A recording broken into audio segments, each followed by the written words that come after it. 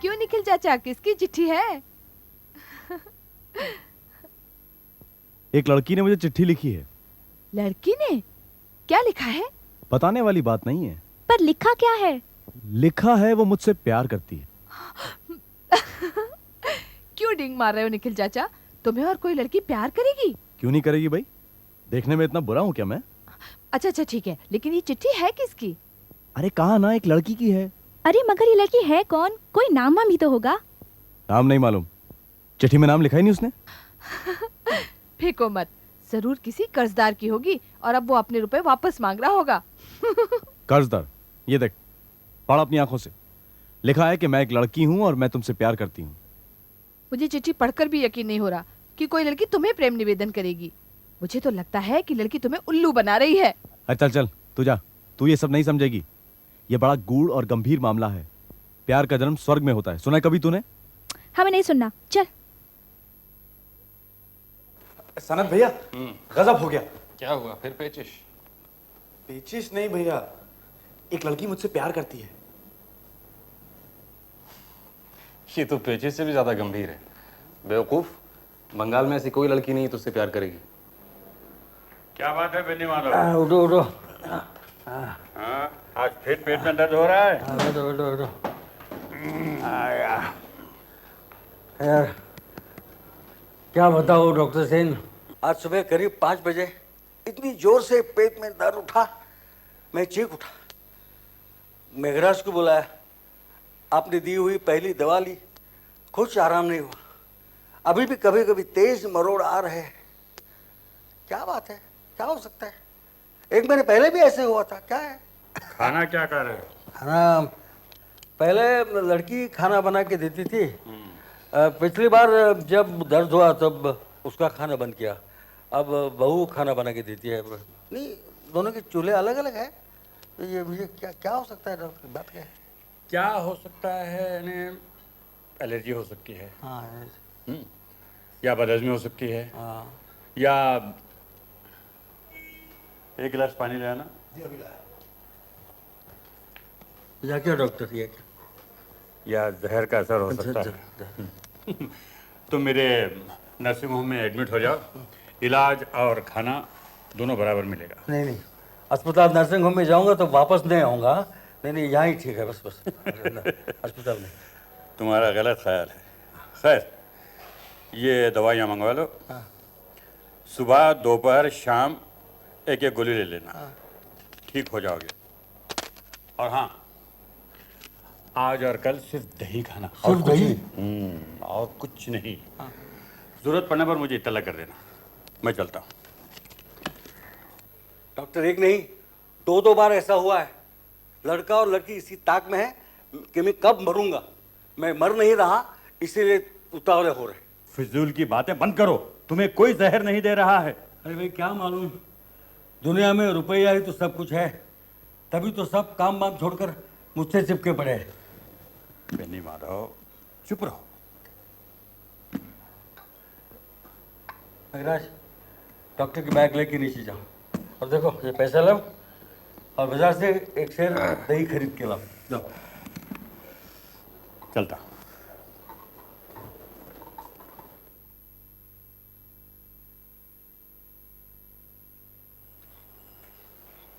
पिताजी, बहू, खाना वापस ले जाओ।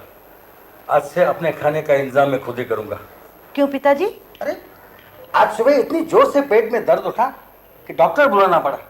अभी अभी डॉक्टर दवा दे के गए। पता नहीं तुम लोग क्या बनाते हो। हैं? ले जाओ खाना, दही खाकर ही रहूंगा।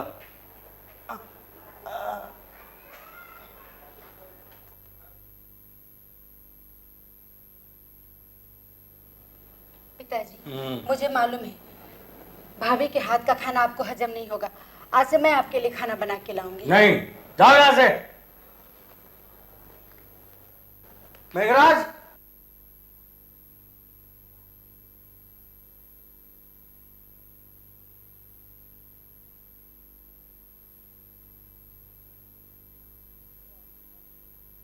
मेघराज, हाँ, तेरी बीवी होगी ना? जी। हाँ। बाल बच्चे? बाल बच्चे नहीं हैं। नहीं है। अच्छा, अब तेरी औरत तो खाना पकाना जानती होगी ना? जानती है बाबूजी। तुम रहते हो कहाँ? दिल्ली के आसपास कहीं? जी फरीदाबाद में। फरीदाबाद, हाँ। अच्छा, ये बनकर और मेरी बात सुन। तुम दिल्ली जाओ और अपनी औरत को यहाँ ले आओ। तुम्हारी औरत मेरा खाना बनाएंगी। आज से तुम्हारी तनख्वाह डबल हो गई। हाँ, कल सुबह ही प्लेन से दिल्ली जाओ और औरत को लेके यहाँ फौरन लौट आओ। सारा खर्चा मैं करूँगा, ठीक है? ठीक है बाबू। आजा आजा, ले आए बाबूजी। जीते रहो बेटे। क्या नाम है तुम्हारा? फूलवती। फुलमती। तुम अपना मेघराज का और मेरा खाना बनाओगी, दोनों वक्त का। तुम नीचे रहोगी, कोई आएगा जाएगा तो दरवाजा खोलोगी और बाद में मुझे बताओगी, ठीक है ना? जाओ जाओ। फूलवती, जी रात को आने में मुझे देर हो जाएगी। एक पार्टी में जा रहा हूँ। पार्टी कब खत्म होगी कह नहीं सकता। दरवाजा खटखटाऊं तो खोल देना।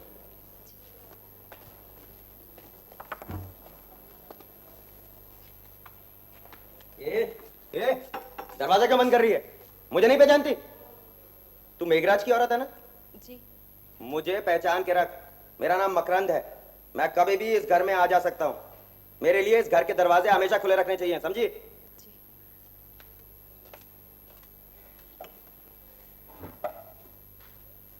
सुनो, यह है मेरे पुराने सोलिसिटर सुधांशु बाबू। सुधांशु, यह है मेरी बेटी गायत्री, इसका पति गंगाधर, इनकी बेटी झिल्ली, और ये बैठा है मेरा लड़का अजय, उसकी पत्नी आरती और उनका उजड्ड बेटा मकरन। ये मेरे पास बैठी है इनकी बेटी रावनी। यही मेरा पूरा परिवार है। नीचे दो लड़के रहते हैं, सनत और निखिल, वो मेरे मामा के तरफ से रिश्तेदार है। तुम सब लोगों को यहाँ बुलाया गया है क्योंकि मैं अपनी वसीयत बनाना चाहता हूँ। मेरी मौत के बाद मेरे नगद रुपए किसी को भी नहीं मिलेंगे। अब तक जो कुछ हर महीने मिलता है वो भी मिलता रहेगा। जब तक तुम लोग जिंदा हो तब तक ये मकान है तुम्हारे रहने के लिए, लेकिन इसे कोई बेच नहीं सकते। लावनी और झिल्ली के लिए मैंने बीमा कर रखा है। 21 साल होने पर दोनों को 50-50 हजार मिल जाएंगे। इन दोनों की शादी मैं करवा दूंगा, तुम लोगों को चिंता करने की जरूरत नहीं। लावनी के लिए एक अच्छा सा लड़का देख रखा है, मिलिट्री में लेफ्टिनेंट है। हाँ, झिल्ली के लिए अब तक कोई नजर नहीं आ रहा है, लेकिन मिलते ही दोनों की शादी एक साथ करवा दूंगा। मकरन के लिए भी मैंने 50 हजार अलग रखे हैं। उसकी पढ़ाई का खर्चा भी मैं करने को तैयार हूँ, लेकिन उसकी कॉलेज से रिपोर्ट मिलती रहती है कि वो कॉलेज नहीं जाता, दंगा फसाद करता रहता है। अगर यही रवैया रहा तो मैं उसको भी कुछ नहीं दूंगा। मुझे कुछ नहीं चाहिए, मैं थूकता हूँ आपके रुपयों पर। देखा देखा बदमाश को, तुमने यही शिक्षा दिया बेटे को। पिताजी आप परेशान मत होइए, मैं समझा दूंगा। ये उम्र ही ऐसी है पिताजी। तुम क्या खाक समझाओगे? घर में कभी रहते भी हो? क्यों गंगाधर, तुम्हें तो खुश होना चाहिए। जी आपकी धन संपत्ति है, जैसे ठीक समझें करें, हम क्या कह सकते हैं। वैसे रुपए की कीमत तो घटती जा रही। नहीं पिताजी, आपकी समझ में जो आए वही आप कीजिए, हम आपके साथ हैं। क्या वसीयत में दस्तखत हो गए हैं? मैं परसों वसीयतनामा बनाकर ले आऊंगा, तभी ये दस्तखत कर देंगे। 2 गवाह भी साथ ले आऊंगा। हाँ हाँ, एक बात और बता देता हूँ, वसीयत में एक शर्त होगी। अगर मेरी मौत कुदरतन न हो, मतलब जहर देकर या किसी और तरीके से मैं मार डाला गया, तो किसी को एक पैसा भी नहीं मिलेगा। सारी संपत्ति कलकत्ता यूनिवर्सिटी को दी जाएगी, समझे? अच्छा, मैं परसों आता हूँ, इसी वक्त वसीयतनामा बनाकर लाऊंगा। ठीक है, चलिए।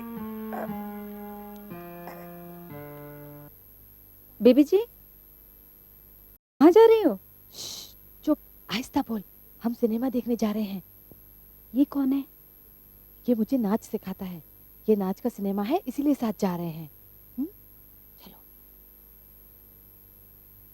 इस लड़के से ही मेरी शादी होने वाली है। हम रात को बाहर गए थे, ऊपर दद्दू से मत बताना।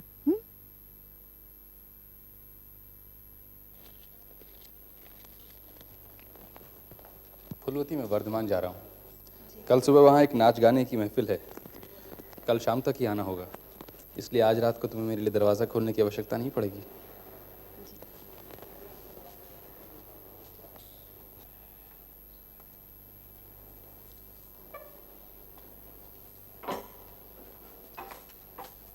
दरवाजा बंद कर दे। रात को अगर कोई आए और मेरे बारे में पूछे तो कहना कि मैं नहीं हूं।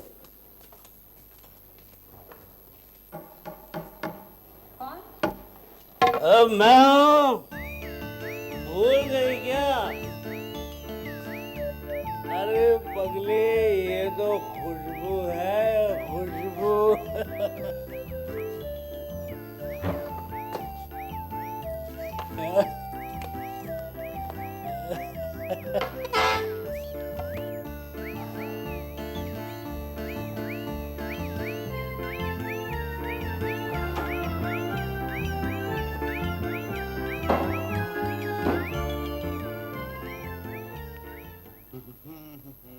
भाई अब तुम्हारा काम शुरू, हमारा खत्म।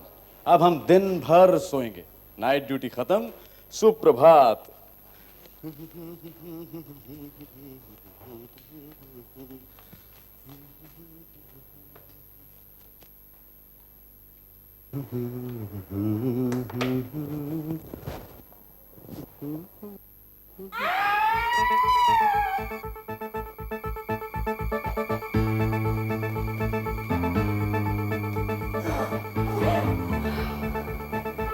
मामा, मामा को तो कुछ नहीं हुआ।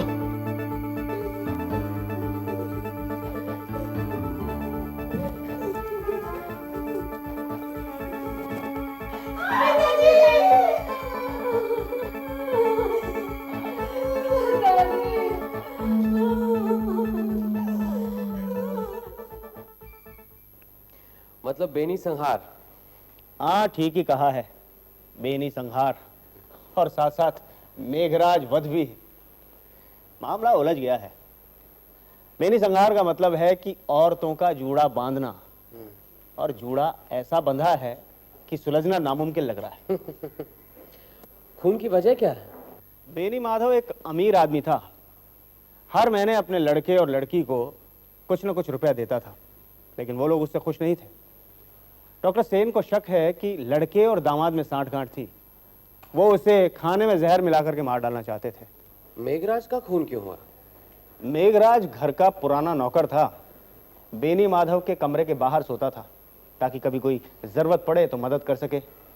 अब उसे खत्म किए बिना कमरे में कोई घुस नहीं सकता था, इसलिए उसे मार डाला। हत्या करने का हथियार मिला? हथियार तो नहीं मिला, लेकिन पोस्टमार्टम की रिपोर्ट से पता चला है कि हथियार कोई तेज चाकू जैसा था। एक ही वार में एक ही हथियार से दोनों को खत्म कर दिया। टाइम? ये कई रात के 12 से 3 बजे के बीच। अच्छा, आपको किन 5 लोगों पर शक है? लड़का अजय, उसकी औरत आरती, बेटी गायत्री और उसका पति गंगाधर, और अजय का बेटा मकरंद। मकरंद उस रात करीब 9 बजे घर आया था और उसी रात वापस चला गया। कहाँ गया कुछ पता नहीं, अभी तक गायब है। उसके नाम अरेस्ट वारंट निकाला है। घर में अब कौन कौन है? अजय, आरती, गंगाधर, गायत्री, झिल्ली, निखिल राय, सनत गांगुली और मेघराज की विधवा फूलवती। अजय की लड़की लावनी अपने डांस मास्टर के साथ सिनेमा देखने गई थी, लेकिन अभी तक वापस नहीं आई। निखिल और सनत रात को अपने कमरे से निकले थे, लेकिन दूसरे दिन वापस आ गए थे। इस समय घर में जो भी है उन सबको बाहर न निकलने के लिए कह दिया है। ठीक है, इन सब के जो बयान है उसकी फाइल आप मुझे दे दीजिए। हाँ, ये लीजिए। नमस्कार, मैं बेनी माधव का वकील हूँ। आज ही अखबार देखा तो। बैठिए बैठिए। अच्छा हुआ आप आ गए। अच्छा ये बताइए, बेनी माधव से आपकी आखिरी मुलाकात कब हुई थी? परसों। वो अपनी वसीयत बनवाना चाहते थे, तभी उनसे मिलना हुआ था। वसीयत पर दस्तखत होने की आज ही बात थी, लेकिन। अच्छा, वसीयत में क्या क्या शर्तें हैं? उन्होंने अपने रिश्तेदारों में से सभी को कुछ ना कुछ दिया, लेकिन अजय के बेटे मकरंद को छोड़कर। लड़का गरम मिजाज का बेवकूफ है। मुद्दे की बात यह है, कि अगर उनकी मौत कुदरतन ना होती तो किसी को कुछ नहीं मिलता। सारा रुपया कलकत्ता विश्वविद्यालय को जाता। और संयोग देखिए कि उनकी मौत कुदरतन नहीं हुई। अब तो शायद किसी को कुछ ना मिले।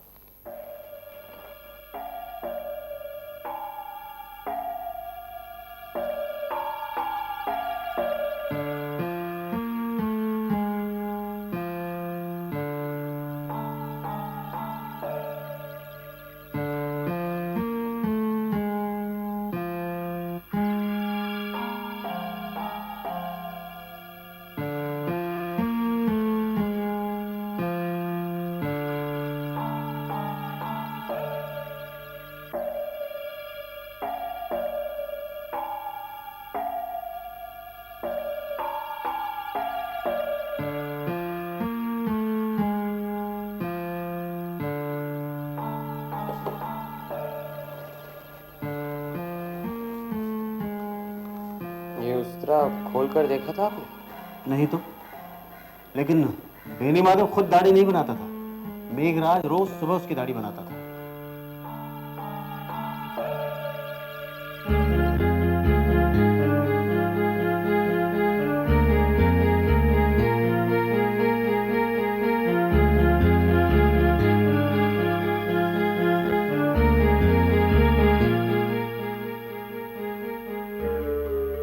कमाल है।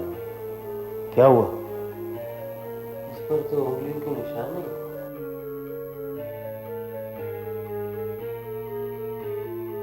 इसे मैं अपने साथ ले जा रहा हूँ। आइए आइए व्योमकेश बाबू, आइए।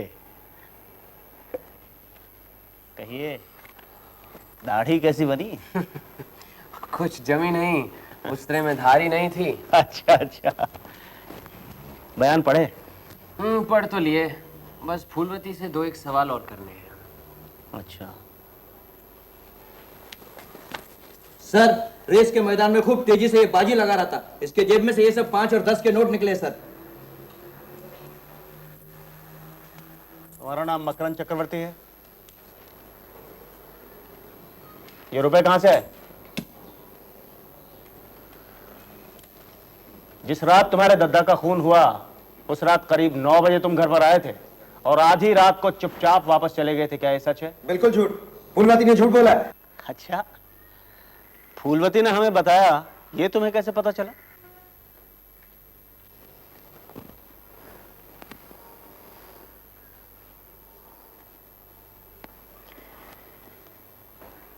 उस दिन तुम्हारे दद्दा ने अपनी वसीयत के बारे में बताते हुए तुम्हें कुछ भी न देने का फैसला किया था और तुमने कहा था कि मैं थूकता हूं तुम्हारी इस दौलत पर, और गुस्से में तुम चले गए थे। उसी रात तुम्हारे दद्दा का खून हो गया था। तो मैं क्या करूं? चुपचाप अपने कमरे में जाओ और वहां से निकलने की कोशिश मत करना, समझे?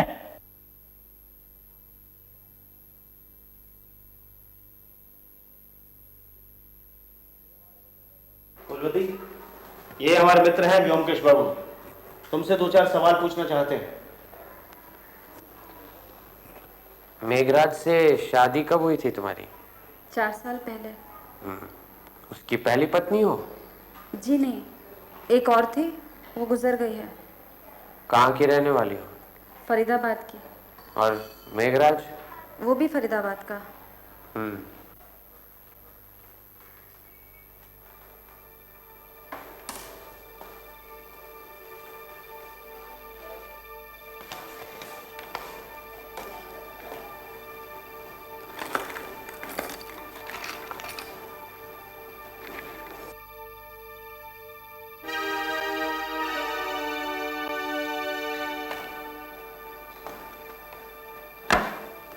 ये बक्सा आपका है? जी हाँ। चलिए दूसरों से भी मिल लेते हैं। आइए।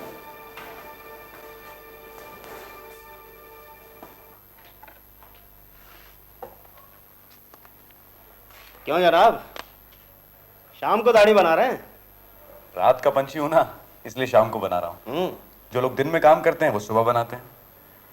इंस्पेक्टर साहब, आप मुझे ऑफिस जाने दीजिए ना। मैं कसम से कहता हूं कहीं नहीं भागूंगा। चाहे तो आप 2 सिपाही लगा दीजिए मेरे साथ। अरे अरे, ऑफिस जाने की इतनी जल्दी क्या है? असल में ऑफिस में कई अविवाहित लड़कियां काम करती हैं ना, मैं उनमें से एक को ढूंढ रहा हूं जो मुझे बेनामी चिट्ठी लिखती है। बस मिलते ही मैं उससे शादी कर लूंगा। मामला रहस्यमय लगता है, क्यों ब्योमकेश बाबू? ब्योमकेश बाबू, आप ही सत्यन्वेषी ब्योमकेश बख्शी हैं? आपको मेरी बेनामी चिट्ठी की गुत्थी सुलझानी पड़ेगी, वरना मैं मर जाऊंगा। 4 चिट्ठियां आ चुकी हैं। कहाँ है वो चिट्ठी? ये देखिए। इन्हें मैं रखता हूँ, मैं पूरा पता लगाने की कोशिश करूंगा। जी। फिलहाल आप कहीं नहीं जाएंगे, यहीं पर रहिएगा। मैं दफ्तर में जाकर तहकीकात करूंगा। आपके पास बरसाती है, रेनकोट? रेनकोट? आप रेनकोट से लड़की का पता लगाएंगे? नहीं, लड़की का नहीं, किसी और का है आपके पास? एक थी तो सही। छाता है, छाता चलेगा? नहीं, रेनकोट। और ये आप उस तरह का इस्तेमाल करते हैं? तो फिर किसका करूं?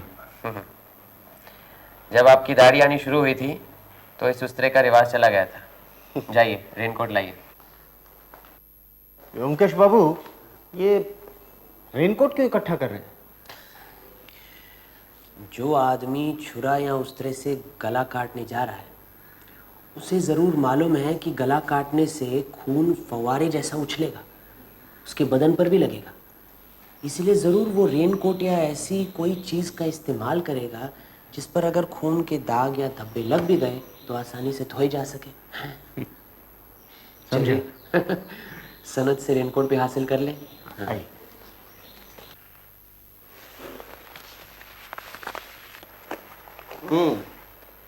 नया है ये।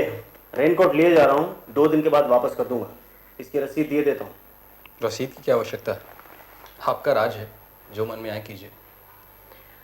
आपके बयान में पढ़ा था कि जिस रात बेनी माधव का खून हुआ उस रात आप वर्धमान गए थे। कौन सी गाड़ी पकड़ी थी? आप कौन? ये ब्योमकेश बख्शी हैं, मशहूर सत्यन्वेषी। नाम सुना है, लेकिन मैं जासूसी कहानियां नहीं पढ़ता। क्या कह रहे थे आप उस रात वर्धमान गए थे, किस गाड़ी से? रात 10:30 की गाड़ी से। तो आपने अगले दिन 6 बजे की गाड़ी क्यों नहीं पकड़ी? सुबह की गाड़ी अगर पकड़ता तो वक्त से पहुंच नहीं पाता। मजलिस सुबह की थी। वहाँ क्या आपकी कोई रहने की जगह है? जी नहीं, रात मैंने रेलवे प्लेटफॉर्म पर एक बेंच पर काटी। तो चाय के स्टॉल में चाय तो पी होगी? मैं चाय नहीं पीता। अच्छा, आप कहते हैं आप उस रात 10:30 बजे गए थे, इस बात का कोई गवाह है? गवाह की क्या आवश्यकता है? आप क्या सोचते हैं मामा का खून मैंने किया है? चलो इंस्पेक्टर, ऊपर चलते हैं। नहीं, ये कोट बाहर गोविंद को देते।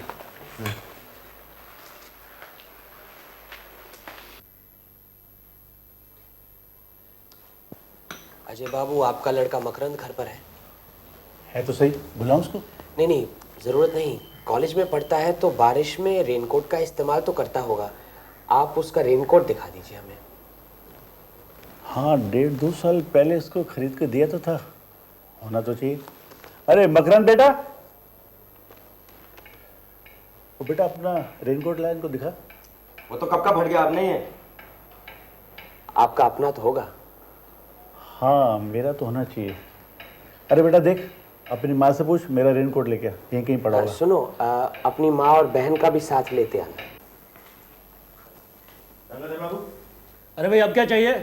ये हमारे साथी हैं ब्योमकेश बख्शी। साथी है तो मैं क्या करूं?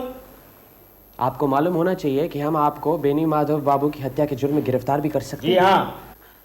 मैंने कुछ नहीं किया, मुझे कुछ नहीं मालूम। मैं उन्हें इस दुनिया से हटा देने में आपका भी स्वार्थ है और अजय बाबू का भी, लेकिन वो लड़के हैं, आप दामाद, इसलिए ज्यादा शक आप पर है। आपके सर पर फांसी का फंदा लटक रहा है, इसलिए ज्यादा गर्मी मत दिखाइए। क्या जानना चाहते हैं आप? मुझसे पूछिए। आप बेनी माधव बाबू की बेटी है ना, गायत्री।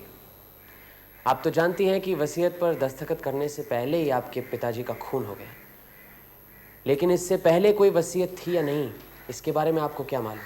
मेरे ससुर बिना वसीयत बनाए ही गुजर गए थे, इंटरस्टेट। तुम चुप रहो जी। मेरे पिताजी की कोई वसीयत नहीं है और ये जो संपत्ति वो छोड़ कर गए हैं, नए कानून के मुताबिक उसका आधा हिस्सा मेरा होता है। लेकिन हो सकता है कि वो सारी संपत्ति आपके भाई अजय के नाम छोड़ गए हैं और आपके लिए सिर्फ कुछ माहवारी का इंतजाम किया हो। मेरे पिताजी ऐसा कभी नहीं कर सकते। वो भैया से ज्यादा मुझे प्यार करते थे। नहीं, लेकिन उनके भांजे भी तो है ना, निखिल और सनत। उनसे भी तो प्यार करते थे। इतनी दूर से उन्होंने उन दोनों को यहाँ लाकर रखा है, तो क्या उनके लिए कुछ नहीं छोड़ गए? ये दोनों पिताजी के सगे भांजे नहीं हैं, दूर के रिश्ते के हैं। सनत का बाप तो दुष्चरित था, अपनी पत्नी की हत्या करके फांसी पे चढ़ गया। और निखिल का बाप, वो तो सर्कस में जोकर था, उससे भला क्यों देंगे रुपए पिताजी? अच्छा, ये सब रहने दीजिए। मुझे बताइए कि आपके पास यहाँ कितनी बरसातियाँ हैं? बरसाती? रेनकोट? 2 है, एक इनका और एक झिल्ली का। ठीक है, दोनों निकलवा दीजिए, हम साथ ले जाएंगे। गोविंद, ये सब पुलिस स्टेशन ले जाओ, इन सब की जांच होगी। अच्छा सर। जाओ। ये वो निखिल के प्रेम पत्र हैं, इनकी भी जांच करवा लीजिए। मुझे तो लगता है जरूर किसी लड़की के उंगलियों के निशान भी मिलेंगे इस पर। आज के लिए इतना काफी है। रात को सोचकर देखता हूँ कि अगला कदम क्या होना चाहिए। तो कल सवेरे यहीं पर 9 बजे मिलते हैं। आइए।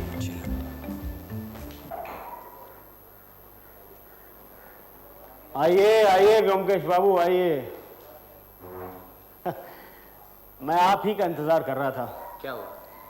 सुबह सुबह यहाँ पहुंचा तो मुझे फूलवती ने बताया कि उसके कमरे से उसके साज श्रृंगार का बक्सा चोरी हो गया है। साज श्रृंगार का बक्सा कैसे चोरी हुआ? पता नहीं, मैं इन लोगों से यही पूछ रहा था। भाई, तुम लोगों को कुछ मालूम है क्या? मुझे क्या मालूम? मैं कभी फूलवती के कमरे के अंदर तक गया नहीं। अंदर कौन सी चीज कहाँ रखी है मुझे क्या मालूम?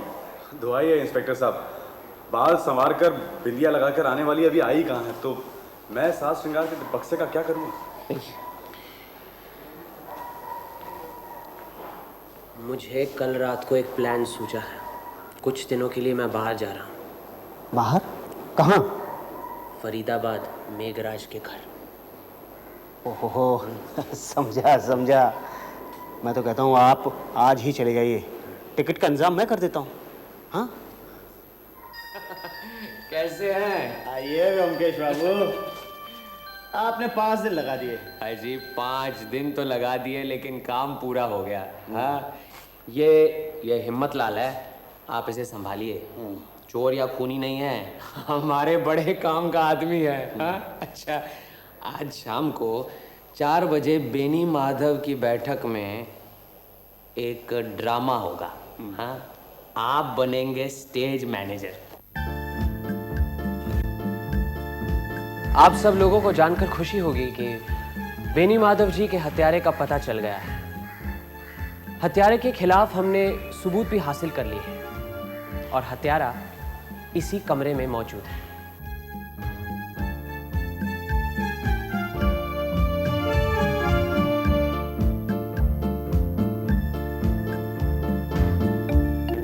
जब मैं छानबीन करने के लिए बेनी माधव जी के कमरे में गया तो वहां मुझे एक उस्तरा मिला, लंबा पुराने किस्म का, जिससे कि मेघराज रोज सवेरे बेनी माधव जी की दाढ़ी बनाता था। जब मैंने उसे करीब से देखा तो ऐसा लगा कि उस पर तो किसी की उंगलियों के निशान नहीं है। किसी ने बड़ी चतुराई से उंगलियों के निशान मिटाकर उसे वापस रख दिया था। क्यों? मुझे शक हुआ। मैं उसे घर ले गया। उससे दाढ़ी बनवानी चाहिए, लेकिन उसकी तो धार ही उतर गई थी। दाढ़ी क्या, उससे तो पेंसिल भी नहीं बनवा सकते थे। फिर मुझे यकीन हो गया कि जरूर इसी उस्तरे के साथ ही किसी ने उन दोनों आदमियों का गला काट दिया है। लेकिन अब सवाल ये उठता है कि उस्तरा था कमरे के अंदर और खूनी आया कमरे के बाहर से, तो फिर कमरे में घुसने से पहले उसने उस्तरा हासिल कैसे किया? किसी ने जरूर उसे बाहर निकाला होगा। किसने निकाला? उसी दिन मेघराज ने सवेरे बेनी माधव जी की दाढ़ी बनाई थी और बेनी माधव जी के कमरे में सिर्फ 2 लोग जाते थे, एक तो मेघराज और एक फूलवती। भला मेघराज अपना गला काटने के लिए उस्तरा क्यों चोरी करेगा? तो बचा कौन?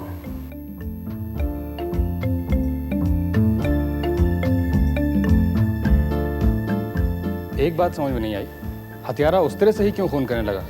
कोई और औजार नहीं मिला उसे?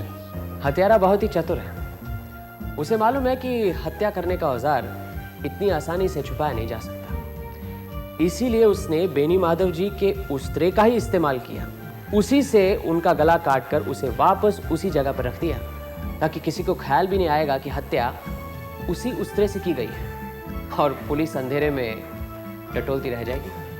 क्यों, आई बात समझ में? मैंने शुरू में ही एक छोटी सी गलती की थी। सोचा था कि खून का मकसद बेनी माधव जी है, और इस तरह की गलती करना अस्वाभाविक नहीं है। मेघराज बेनी माधव का द्वारपाल था।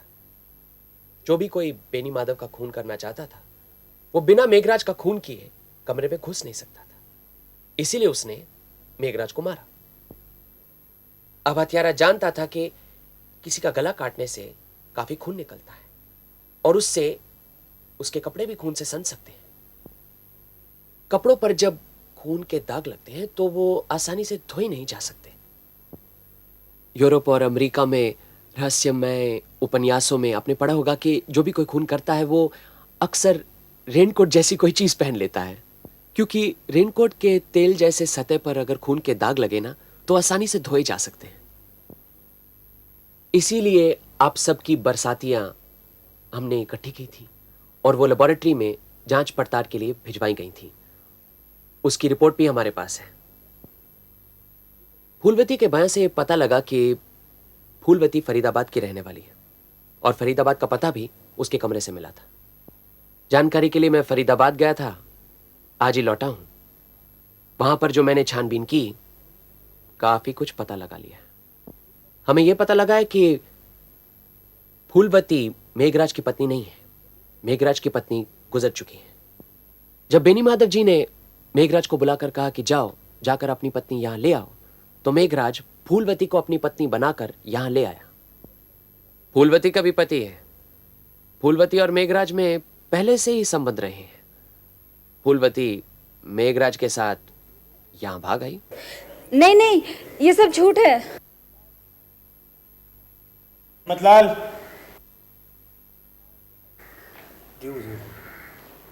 इसे पहचानती हो?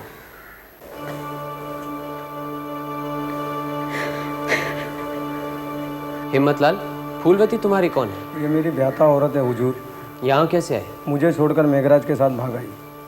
ठीक है, जाओ तुम। इस सारी खुराफात की जड़ फूलवती है। अपने पति को छोड़कर मेघराज के साथ यहाँ चली आई और यहाँ आकर एक दूसरे मर्द को अपने मोहजाल में फंसाया। लेकिन मेघराज सख्त किस्म का आदमी था। अगर उसे फूलवती के प्रेम के बारे में पता चलता तो शायद उसे ठंडा कर देता। इसीलिए मेघराज को रास्ते से हटाना बहुत ज़रूरी था। लेकिन मेघराज का खून करने से पकड़े जाने का डर था। इसीलिए मेघराज के साथ साथ बेनी माधव का खून करके पुलिस की आंखों में धूल झोंकने की साजिश थी। अब सवाल ये उठता है कि क्या फूलवती अपने हाथों से इन दोनों आदमियों का गला काट सकती थी? अक्सर छुरा, तलवार, उस्तरा औरतों के हथियार नहीं माने जाते। इसका मतलब है ज़रूर फूलवती का कोई मददगार था। फूलवती के कमरे में मैंने लकड़ी का एक साज श्रृंगार का बक्सा देखा। उस बक्से के अंदर आईने के साथ उसकी एक तस्वीर मिली जिसमें वो पलंग पर बैठकर हंस रही थी। दूसरे दिन सुना कि वो साज श्रृंगार का बक्सा चोरी हो गया है। असल में वो बक्सा हमने ही हटाया था। इंस्पेक्टर, वो बक्सा निकालेंगे?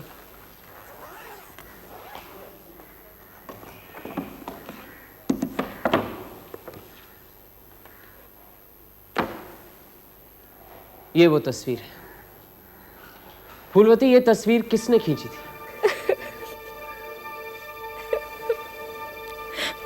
सनत बाबू, आप तो फोटोग्राफी के कदरदान हैं, विशेषज्ञ भी। जरा देखिए तो।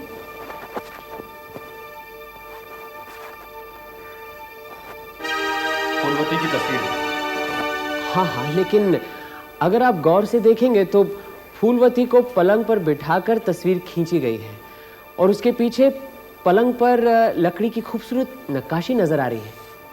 किसका पलंग है, नहीं पहचानते? आप कहना क्या चाहते हैं?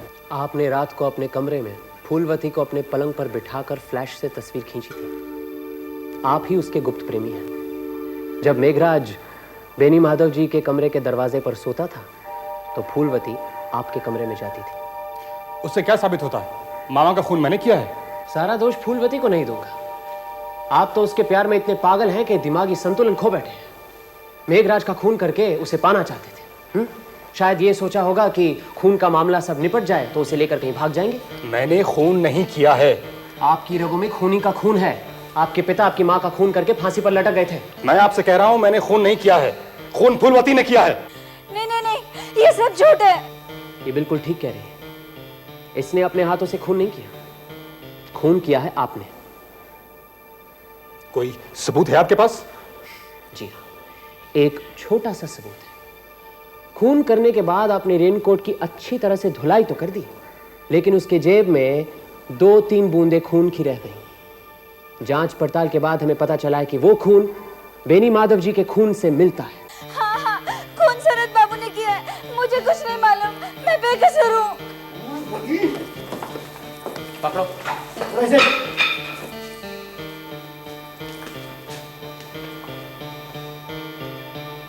फूलवती, तुम भी कसूरवार हो। तुम्ही ने बेनी माधव जी का उस्तरा चोरी करके सनत बाबू को दिया था, और उस रात तुम्ही ने दरवाजा खोल के सनत बाबू को घर में घुसाया था, और फिर खून करने के बाद जब वो घर से बाहर वापस गए तो तुमने दरवाजा बंद कर लिया। हो सकता है कि खून से सना हुआ रेनकोट तुम दोनों ने धोया हो। तुम दोनों ही अपराधी हो।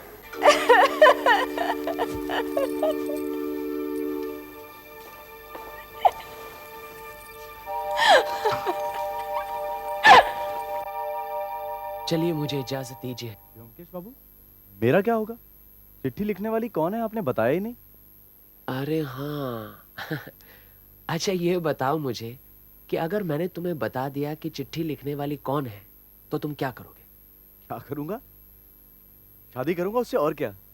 व्योमकेश बाबू, लड़की चाहे लूली लंगड़ी बहरी कैसी भी हो, मैं उससे शादी कर लूंगा। तो बस समझ लो कि लड़की का पता चल गया। ए झिल्ली, इधर आ। ये रही तुम्हारी बेनामी चिट्ठियों की रचयिता। पकड़ो इसे। ये झिल्ली? झिल्ली मुझे चिट्ठियां लिखती थी? झिल्ली मुझसे प्यार करती है? पर व्योमकेश बाबू, झिल्ली तो मेरी भांजी है। अरे घबराओ मत, बड़ी समझदार लड़की है। हाँ? बिन सोचे समझे उसने अपना दिल नहीं दिया। जानता हूँ तुम्हारा मामा भांजी का रिश्ता है, लेकिन रिश्ता बहुत दूर का है। कानूनन शादी करने से कोई अड़चन नहीं है, समझे? कमाल की हैं आजकल की लड़कियां। इतने दिनों से नकेल डालकर घुमा रही थी मुझे। खैर, शादी हो जाने तो फिर मैं भी देख लूंगा। देखा क्या कह रहा है? लेकिन ब्योमकेश बाबू, चिट्ठी मैंने लिखी है, ये आपको कैसे पता चला? अरे बेवकूफ, सारी चिट्ठियों पर तो तुम्हारे उंगलियों के निशान थे, हैं? और फिर लिखाई भी तुम्हारी थी, है ना?